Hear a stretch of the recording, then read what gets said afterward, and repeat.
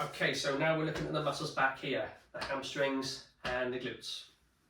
We're doing the single leg balance for our quad muscles and our calves. So now we're going to introduce this hip movement to get our glutes and hamstrings working. The setup is exactly the same. Stand on one leg, get centered over the middle of your foot, bend the knee until you start to feel your heel drift off the floor. Hold it there. Big toe pushed into the floor, little toe pushed into the floor, heel just floating off the floor. Your other foot now is going to be used as balance. So it's just going to be tip of my toe on the floor.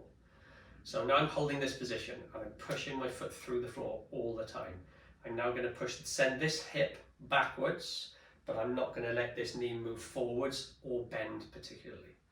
Okay, what a lot of people do with this is as they go back, that knee follows. Whereas what we're trying to do is lengthen the hamstring and the glute, so we need that knee to stay where it is to create some space between the two muscles. I like to say, imagine your knee and your butt are not friends and they're trying to get away from each other. So I'm pushing my foot down, my hip's going to move back, but my knee's going to stay where it is. And that helps by pushing my foot through the floor. And I'll show you the point where I start to feel about there, my glutes starting to kick in. This isn't how far can I go. This is how far can I get my hips that way without that moving. Big toe pushing down. You can see my foot shaking already.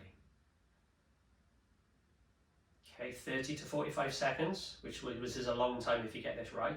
And to stand back up, I'm thinking about pushing my foot through the floor, not moving anything here. I'm pushing my foot through the floor and everything here follows. And then you really feel your glutes at the top of there. So for this, it's not how far down can I go, it's how long can I make my butt. And you can only do that by imagining you're trying to drive your butt that way whilst keeping your knee exactly where it is. And what happens then is the glute muscle lengthens, and that's when you feel the tension of it, and in the hamstring too. You should get to the point where you are literally leg shaking like that. Don't hold your breath.